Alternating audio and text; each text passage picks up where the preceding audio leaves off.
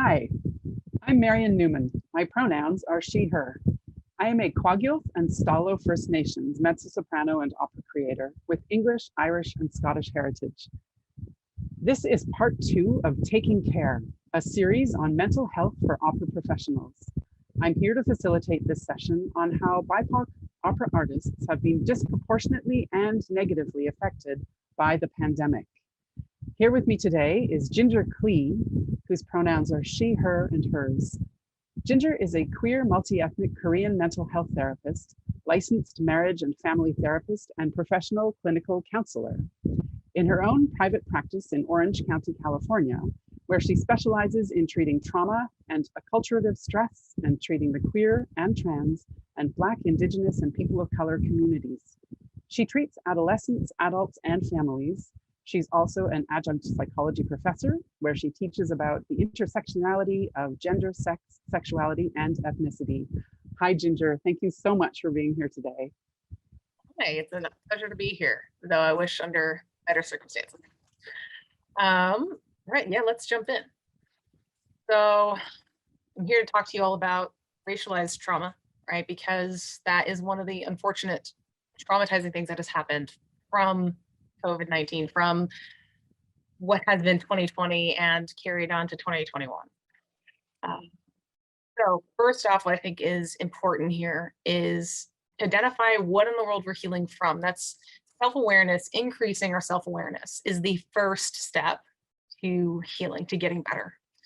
And specifically for those of us in the BIPOC community, that would be, shocker, racism. And racism in all forms. Hate crimes are terrible, absolutely. But let's not get into comparisons. Comparisons don't do us any favors, right? Trauma is trauma, pain is pain. We can be grateful for not being a victim of a hate crime, but we can overuse gratitude to minimize our pain, right? And the thing is when it comes to trauma, virtually anything can qualify as trauma, right? Any situation that leads you to feel overwhelmed, feel helpless and powerless can be traumatizing. Now, that doesn't mean that everyone experiences the same situations of trauma. There are so many factors there of just your personality, your previous life experiences, your resources, etc. But the potential is still there, right? And so it's not about objective facts. That's something that I cannot emphasize enough. It is absolutely about your subjective experience to a situation and what emotional experience you have connected to those situations. But at the end of the day, the more frightened and again, helpless you feel, the more likely you are to be traumatized. Now, I am what's called an EMDR therapist. It stands for eye movement desensitization reprocessing, which is a mouthful to say. It's a very trauma-focused type of therapy. And we like to categorize trauma as big T's and little t's. Big T's are what you would generally associate as traumatic. So again, being a victim of a hate crime, being shot, being a victim of rape, something like that. Those are what we call big T traumas. Little T traumas aren't talked about enough. They're harder to identify. That's why I actually like to refer to them as the microaggressions of trauma. Because just like microaggressions, did they do it on purpose? Did they mean to hurt me? Was it actually racist? Was it inappropriate? Was it wrong what they did? Those kind of questions are what make it so hard to identify little t's. And also, if a singular little t happens, it might not be traumatic. If someone calls me a bad name once in my life, okay, that was unpleasant, but I might just forget about it, a month or two later.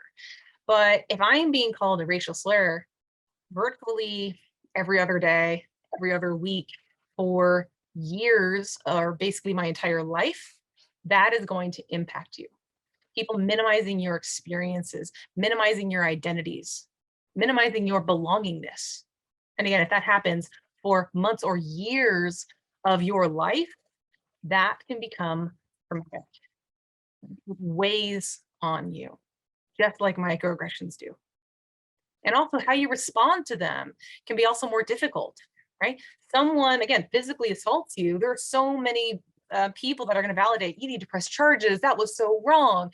But if it's, and again, emotional, verbal experience, that again isn't so easily identified, you're a lot less likely to have any support or anyone validate your experience, what happened to you, your pain.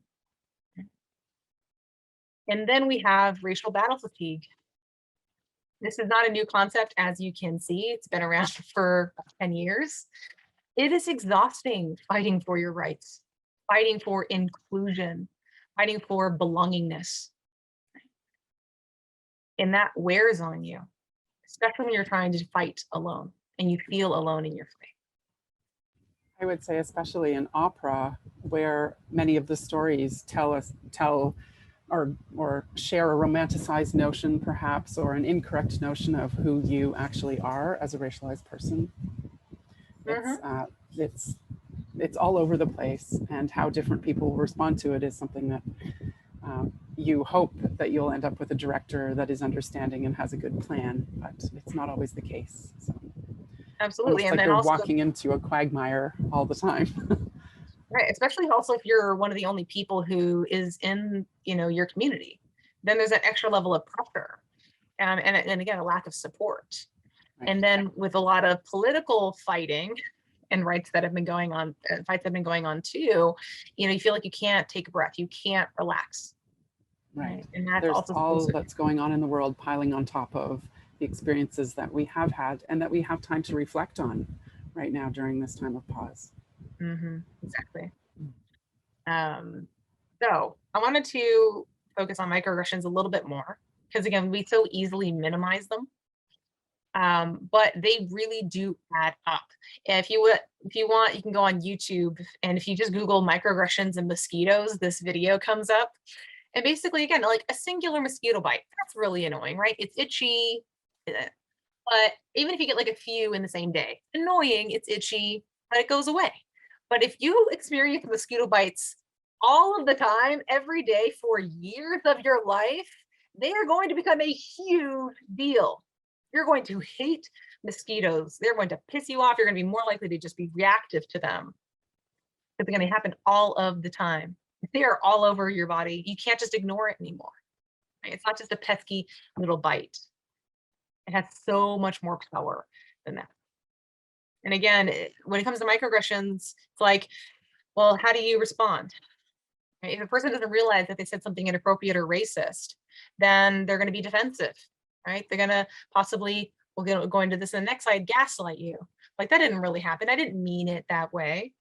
And so how to respond to these is so trying in itself, even deciding how to respond to them.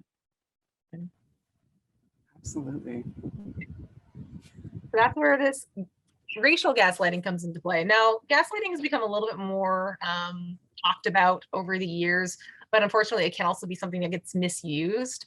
But basically, gaslighting means that someone is either intentionally or unintentionally trying to manipulate your memory, your experiences, basically invalidating your experiences, to the point where you start to question your reality. You can even start to feel crazy of like, did that just not happen? Did I just make that up?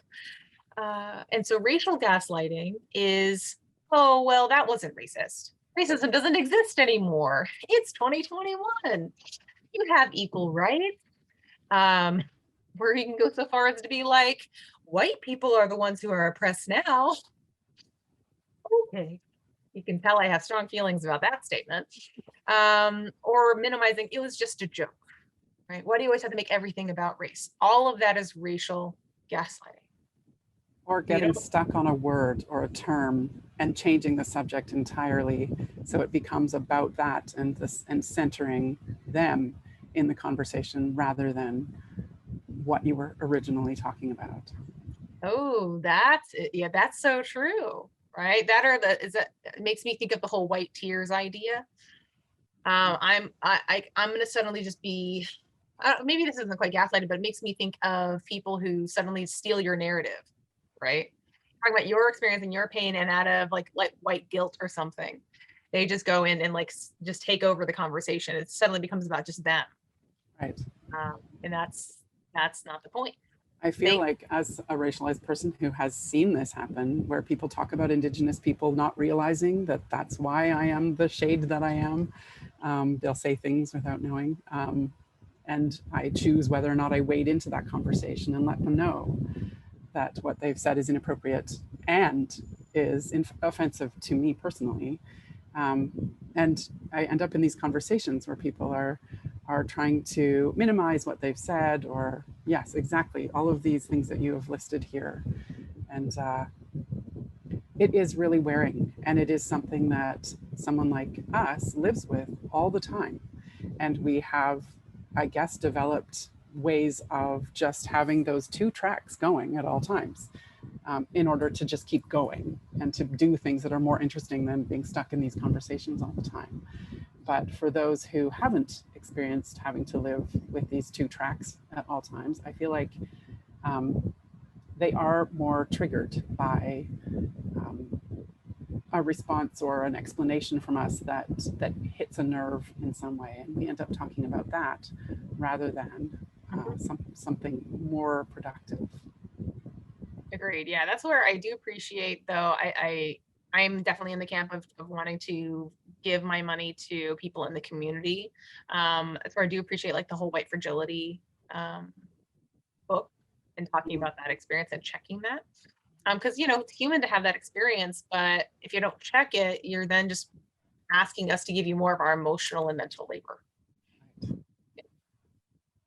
And then a term that's not talked about enough is called acculturative stress. Comes from acculturation. Acculturation is different than assimilation, and most of us are more familiar with assimilation. And this is because most of us were, especially those of us in North America, well, I guess in the US and in Canada, were raised in a Eurocentric lens, as a European white focused. And if you think about the colonizers that came to the US, they were like, F you, Europe, we hate you. We don't want anything to do with you anymore. We're not British. That's assimilation, right? We're rejecting this culture and we're going to create our own, which became the US. And any other new immigrants that came here were expected to take that same path. You need to become like us. That's where the genocide and forced assimilation of indigenous people in the US came from, right? You're living wrong. That's a Eurocentric thing, right? The way you're living is wrong and bad. You need to live like us. Acculturation is people like my mother who came here from South Korea and were like, well, we still really love a lot of things about Korea, but we also want the American dream. And so we want to come here and appreciate being, American. We appreciate some things of American culture. We're human. A long-term exposure to this culture is going to change you to some degree, your behaviors, your beliefs, your values, your traditions. And I still don't want to completely reject everything about my previous culture. And so it's stressful, though, because now you're like, well, how do I balance these two things? Especially because a lot of non-white cultures are collectivistic, as in family focused, right? And white American culture in particular is very individualistic, individual focused, pull yourself up by your bootstraps kind of idea. And it's very stressful to try to manage those two pieces. And even though acculturative stress has essentially always existed then, the nature of 2020 and 2021 has really caused so many people, myself included, and a lot of my BIPOC clients, to have like an identity crisis and this existential crisis of, well, I knew that I was struggling a little bit with this identity piece of being, a Korean American or something like that. But now, because we're talking so much more about what it means to be a person of color in the US, what it means to be, for me, a mixed person in the US, I'm suddenly thinking about this more and talking about this more because the nation is talking about race more. And so this is becoming so much more difficult to ignore and so much more complicated to deal with. And as people who haven't had this experience to have these conversations before are starting to become more aware, they're reaching out to the people that they do know who may have experienced this, and they're curious, and it means more work for us. Yes, absolutely. Right. That's one of the big mistakes a lot of people make is Google is free. Use it. Instead of just turning to people and expecting them to answer all your questions. And then vicarious trauma is the last piece here. I'll acknowledge that I have privilege of being racially ambiguous. Most people, I don't generally pass as white, but people can tell I'm Asian-ish, but I don't like scream Asian. right, at people. And so I experienced less overt racism compared to a lot of my full Korean family. With that, though, despite that, what's been going on with the increased hate crimes towards the AAPI communities has been traumatizing for me. It's been so painful, and like I feel powerless watching it, right? When the Atlanta, Georgia shootings happened, which particularly affected the Korean American community, like I saw my Korean grandmother in those people's faces, right? That causes so much grief and fear, not just for myself, but again, for my community. You do not have to be a victim of a hate crime to be negatively affected by them. That's the whole nature of a hate crime, is it not? It's identified as a hate crime because it doesn't just affect the individual victim, it affects the entire community connected, right? So that's for vicarious trauma is a real issue. Absolutely. I have a niece whose mother is Chinese, so my niece is all the things I am, plus Chinese. And of course, when it is family, we think even more deeply about how are the people that I love so much going to be affected, and hearing their stories, and being able to relate to them as an Indigenous person who does walk through the world with a lot of privilege. Yeah, I really feel that. I see the next slide you have up here, which I found really interesting.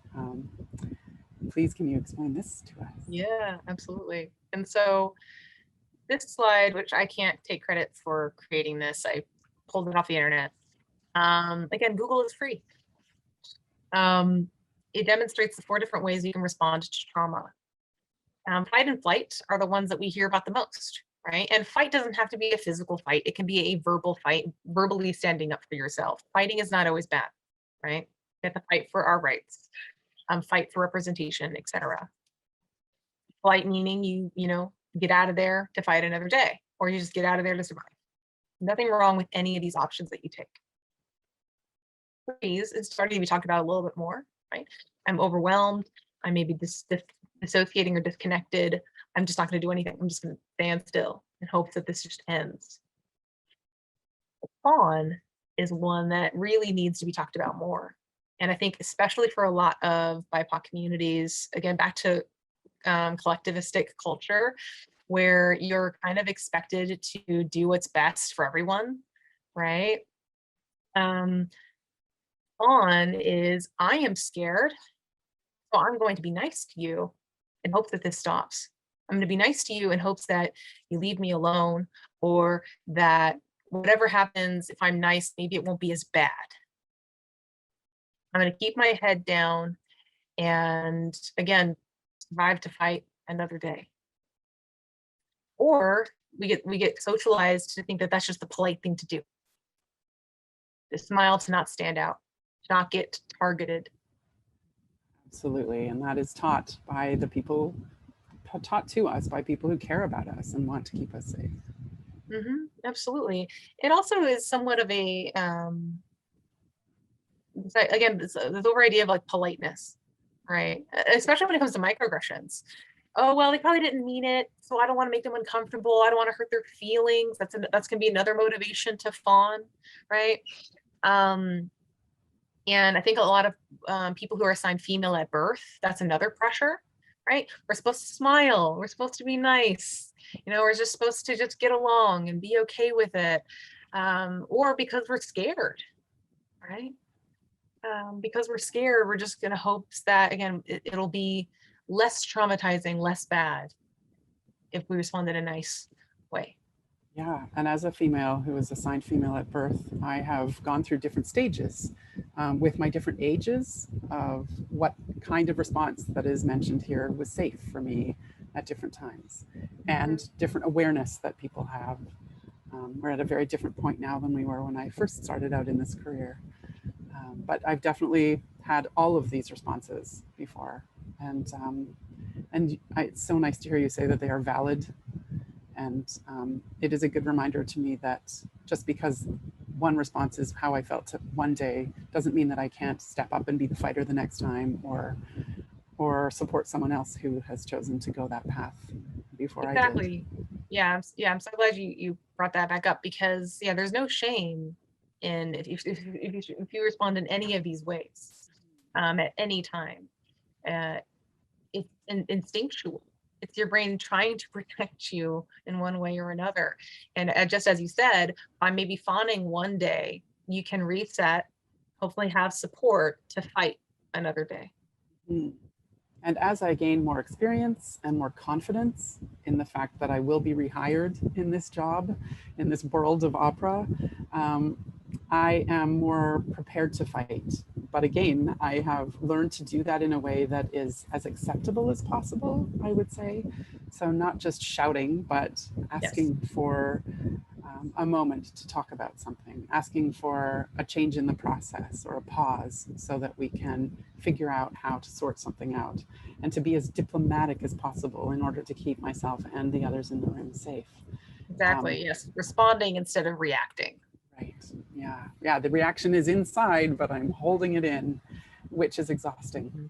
Yes, exactly. Yeah, so I love it, because we, sometimes if we're only fighting from reaction, yeah, you're right, we're unfortunately likely not going to get very far. So by learning more and being more strategic about how you fight can be very beneficial here. Right. If the other person's just reacting off of you, and you react off each other, generally not going to be very productive. Yeah. I learn a lot from watching other people too, who have different responses than I do, but I admire them for openly responding the ways that they do. And I learn a lot. I learn how I've misstepped.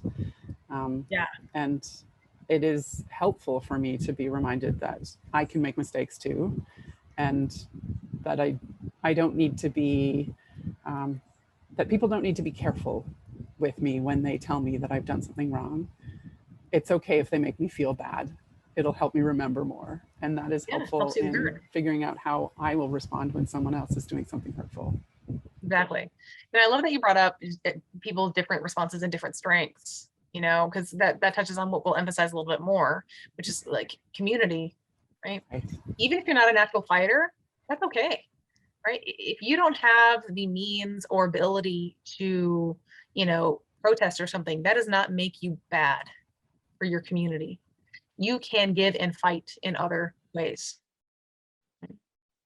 I love that. Absolutely. That's so good to hear. Yeah. So on a personal level, what do we do with this information? Now, one thing I'll say, I'm biased. Therapy can be great. I know not everyone can afford therapy or has been maybe hurt by therapy. I have experienced that, unfortunately, as well. This is something that you can do on your own, but with a caveat. You don't have to do this with a therapist eventually, but I would still recommend doing this at least with other people, right? It doesn't have to be like an official support group or anything like that. You can create that. Because of the nature of 2020, me and a few other Asian Pacific Islander therapists created our own group. We get together once a month to talk to each other, to talk about some of these things I'm going to bring up with you. We need people to hear our stories. It doesn't need to be a professional. It doesn't need to be a lot of people, but don't keep it to yourself. And I'll emphasize more on why in a little bit. But first off, again, identify what you're healing from. So from what you've already heard, you've likely thought of some things, right? We need to increase our self-awareness. As I mentioned before, that is the first step to healing. If you don't know what in the world is wrong, you can't get treatment for it, right? So some self-assessment questions I generally recommend to a lot of my clients would be, what am I feeling, right? You can ask yourself out loud, where do I feel it in my body? For a lot of people who maybe struggle with naming an emotion, which I think is a good practice though, then ask yourself, where do you feel it in your body? Because if you're really neglecting your emotions, it's going to, your body's going to feel it even more, right? Do you feel a tightness in your chest? Do you feel nauseous? Do you feel a tension in your neck and your shoulders? Are you like gripping your hands? Things like that. Oh my gosh, I feel like these are so important for singers whose bodies are their instruments to be aware of. just being in certain spaces, I'm reminded by the injuries that I've had, that I've needed therapy, like physical therapy for, to get over. And those are, the kind of responses that, like, neck related for me, where I was stressed and holding, and yeah, we have to be able to breathe Yes, to be able absolutely. to sing.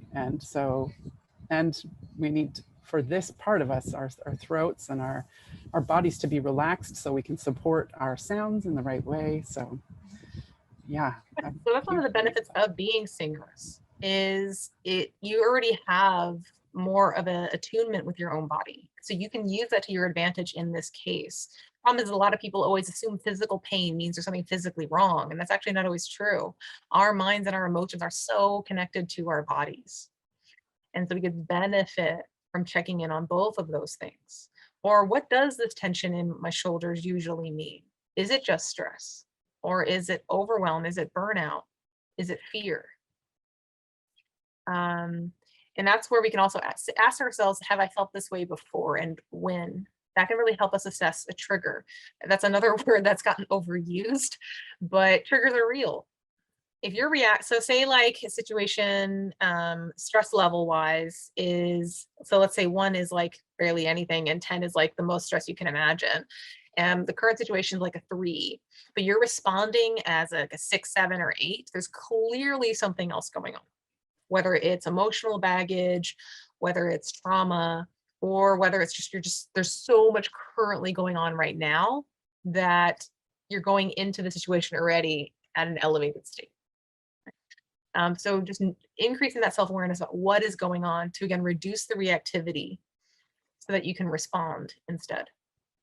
The last thing I'll say about this is try not to get mad at yourself or shame yourself. Like, what am I feeling? I don't know. Like, try to avoid that. And also don't harp on it for half an hour, being like, why can't I figure out what I'm feeling? Just ask yourself in the moment. And if you can't answer it, that is okay. Let go of the question a minute later. Because what this does is it helps increase it helps tell your brain, I want to pay attention to this now. A more physical example of this would be, so say Mary and I are coworkers and we're in person again. And one morning she comes in and I'm like, hey, what color was the car you parked next to? Assuming Marion drives. And Marion's like, I have no idea. My brain's on autopilot with that. I don't pay attention to the color of the cars every time. Like, that's okay. But if I ask Marion the next day and the next day, the same question, Marion's brain is automatically to be like, oh, this question is going to be asked. I'm going to pay attention to what color that car is so that when Ginger asks me, I'll be able to answer it. So that's what this tactic does. Going to do Marion no good sitting for half an hour next to me, harping and trying to will her brain to remember the color of the car. But by constantly asking the question each time that situation comes up, Marion will be able to answer it with less effort. Right. And musicians are very good at practicing. So it's nice to have that practice tip. Thank you for that. All of these things need practice, right? And so I'm so glad you mentioned that, because yeah, all of this is like rehearsal.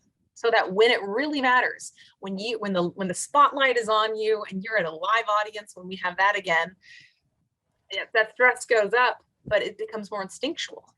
Right.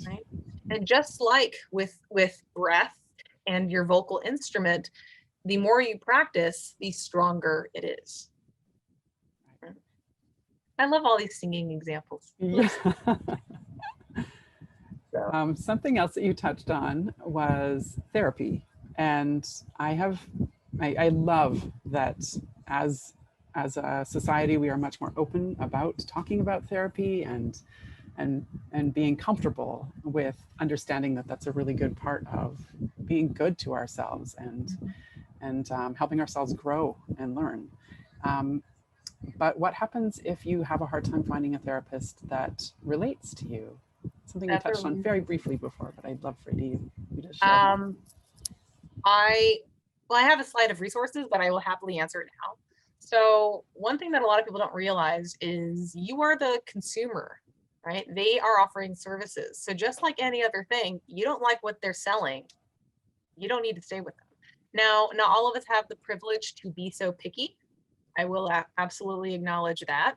Though Canada has universal healthcare, so maybe you have a little bit more liberty to be picky than us over here. But interview them. You can do, a lot of therapists offer 20 to 30-minute free consultations. I offer a whole hour because I can't make a decision with only 20, 30 minutes of experience. Ask them hard questions. So I did my own therapist shopping last year after leaving for the first time in my life, intentionally looking for a person of color, queer therapist. Because my entire life, I've been in therapy on and off since I was like 10. I've had probably a dozen therapists in my life. All of them were cisgender straight white people. So when I shopped around, I asked questions of like, what has your professional work been to be a culturally humble therapist? What's your experience working with Korean Americans? What's your experience working with the queer community? Are you a part of those communities if you're willing to share? Ask them those questions. And if they're a white therapist, what's the work that you have done to check your white fragility? Right? What work do you do to be a white ally, a white accomplice? Because, depending on your area, you may not have the privilege of being able to see someone who's in the community. But if you're going to see someone who's not, are they doing their homework? And are they continuing to do their homework? If there's someone that's like, oh yeah, I did a training like last year, that's not a good enough answer because the work is never done, even for myself, right? I still do trainings for the queer community, even though I'm a queer person, because my individual queer experience is not enough. My individual multi-ethnic Korean experience is not enough for me to know even all Korean experiences. So there's always more work to do. So ask them what work they do. The other thing we can take advantage of is because of the pandemic, virtual therapies become more common. And a lot of insurance companies are still, at least some, willing to pay for it. And if you're able to pay out of pocket, then you don't have to worry about insurance companies then. So if you are, I don't know what the rules are in Canada, but in the US, I'm allowed to see anyone in the state of California. So I am in Orange County, which is Southern California, but I have some clients in Central and Northern California, which is like a day's drive away. But I see them virtually, so it doesn't matter. So if you're not happy with the selection that's local to you, you can pursue virtual therapy as well, and that can really broaden your options. Right? Oh, that's wonderful. Mm-hmm. So ask the hard questions. If it doesn't feel right, don't stay. Right? Which it can be hard, easier said than done. Absolutely. Even though I chose to leave my therapist last year to find a new therapist, and we had done some good work together, but there was microaggressions and unfortunate things around that. So even though there was unfortunate things that happened, it was still a relationship I needed to mourn. Right. But you need to feel safe with your therapist. Yeah. You do not, especially when it comes to working on these kinds of issues. That's why I left my therapist. Even though we did really good trauma work for myself, I realized on a subconscious level that finally came into my self-awareness, I wasn't talking about my struggles with my multi-ethnic identity. I would talk to my friends, but I realized I never brought it up in the therapeutic space because I didn't feel safe. And when I tried, unfortunately, that unsafe feeling was validated, right? So before you enter in, ideally, before you really commit, ask those questions. I think just hearing you say that out loud makes me think that you're doing the therapist a favor in reminding them of the work that they need to do if they haven't done it already. And you're letting them know that you're ready to work and you're ready to go as deeply as you need to, and that you're doing the work already to take care of yourself in that way by making sure that they're suitable for you. And exactly. If you do have to leave someone, you're freeing up a space for someone else who may be better aligned with them. Mm-hmm. So, exactly. Yes. I love bad thing. Not at all. That's the other thing too. They're like, oh, I don't want to hurt their feelings. It's like, again, you're paying for their service. If that service is not working for you, then go. Because yeah, you're freeing that space for someone else to use that might be better off for them. and you're not getting what you're paying for. Right? Therapists are literally trained to not take it personally, or at least work on it if we are. We're supposed to have a support system, right? They are there to care for you, not the other way around. So, you know, it's literally if they're a relationship that is designed for you. I almost derailed us there a little while. You're okay. Go back to this. You're okay. You brought up a new slide, make time to check in with yourself. No, that's okay. And yeah, making time to check in with yourself is important because it's similar to asking these questions. But if you don't make the time to ever ask these questions, then you're not going to increase your self-awareness, right? Ideally, these questions can be asked, obviously, when you feel upset, when you feel triggered or something like that. But it's also beneficial just to assess how you're doing when you're not triggered, right? It's not generally good to only check in on yourself when you're about to explode or when you're exploding. So if you make the time to check in with yourself in between, you might be able to decrease the likelihood of that explosion happening, or at least decrease the intensity of it, right? So this also can help us with like burnout. How am I feeling right now? How am I feeling about this audition? Or how am I feeling about this show? How am I feeling about the process of how this show is being rehearsed? Yeah, right. Because by doing so, it's increasing the self-awareness, but also it's making time to feel emotions. This is a balancing act. We don't want to, again, drown in them. That's where compartmentalizing and distractions are very beneficial. But a lot of times we overuse that. You know, someone once told me like, oh, all of that hard stuff is in a suitcase in the ocean. And I'm like, well, when did you throw it into the ocean? They're like, oh, like 5 years ago. I'm like, well, it's probably doing stuff still, just unconsciously to you. So we need to make time to feel our emotions. We need to open up that suitcase every now and then. You can close it back up, but you need to make time to open it up and feel. Again, if you don't, that's going to increase the reactivity, increase the intensity, increase the frequency. Right. And again, that comes down to practice for me. Yes. And allowing the time to practice those things so that you can maintain an even keel where you need to when you're with your colleagues in a professional setting, etc. Yes. And also something that opera singers should be really good at, when you make time to check in with yourself, when you make time to feel the difficult emotions, you can then end it with a nice deep breath. Deep breath, even if you just do this for 30 seconds or less, decreases your heart rate, decreases your blood pressure, right? It helps briefly relax you. So even if you don't have a lot of time, if you make the time even brief, it can make a big difference. And I use that word make on purpose, because if they find the time, if there's no time, you're not going to find it. But if you purposefully schedule it in, you will find it. You will make it. Right. Make it happen. This last piece can be difficult to hear, especially when it comes to like surviving predominantly white institutions. You can't fully heal until you're done surviving. With that said, because systemic racism still exists, because many people don't always have the privilege to leave a PWI, you need to create a safe space or spaces. If your work is not a safe space, if the show you're in is not a safe space, hopefully your home is.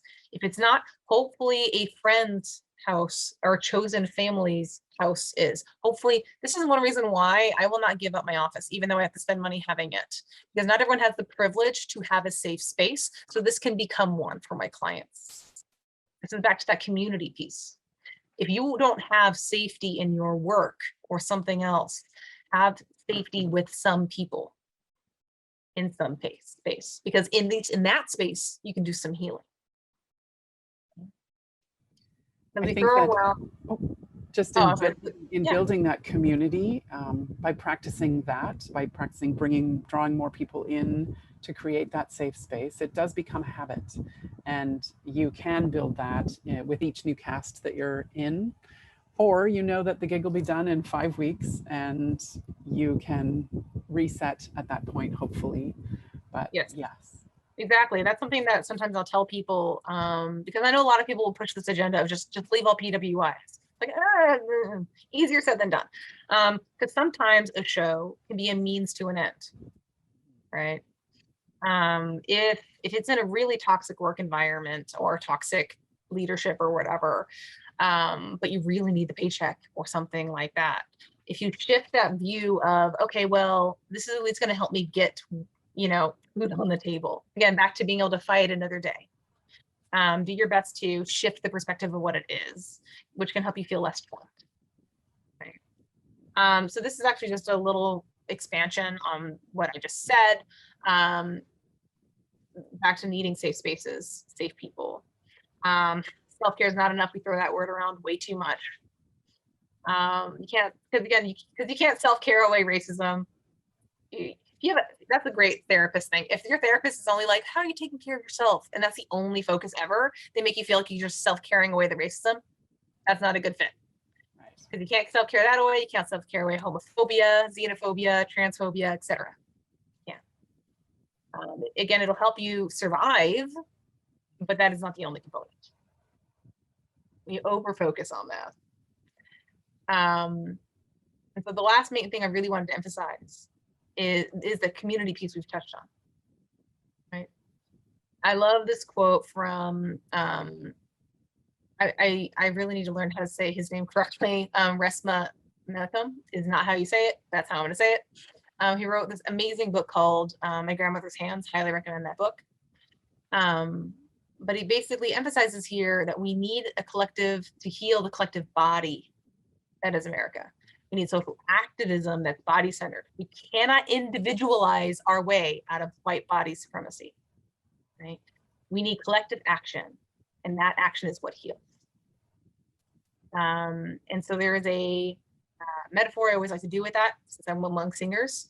So I grew up singing in choirs, so I understand some logistics around that. And so staggered breathing is something we do, right? Because unless it's written in the music, the audience is not supposed to hear you take a collective breath. So we stagger it. So while other people are singing, you sneak a breath so that you can have air in your lungs, so that you don't faint, so that you can continue singing. And then when you sing, other people will take a breath. Right? That's the same thing with this work. You know, you're supporting each other in a traumatic situation, or even just a microaggression type situation. Taking turns doing that work means that we each have a chance to heal and refresh. Yeah, one thing you mentioned to me earlier was how you constantly kind of get put in the position to speak up, to do the hard work. That's not fair to you, and that's not fair to your peers. It's putting way too much pressure on you. It's asking way too much emotional and mental labor from you. But also, it doesn't allow your peers to exercise that right for themselves, the right to speak up for themselves, to fight for their community. So if true. If it goes on you, they're never going to. You won't always be there for them. So it is important to help others to raise up to that ability as well. Absolutely. Exactly. Very good point. I love this idea of staggering breath, of staggering support. And staggering leadership. Staggering leadership, absolutely. That's very much something I'm involved in a lot, is how to create shared leadership situations and what that might look like in a rehearsal process, and etc. And so that's wonderful. Thank you so much for all of this wisdom and for sharing it in such an easy way for someone like me to understand. Knowing that there's someone like you out in the world makes me already feel safer, and it gives me the impetus to go forward and to look for new ways of expressing what needs to be expressed. All the links to the resources mentioned in the chat today will be posted on the Opera America website, and I thank you all for being here. Thank you so much. Thank you.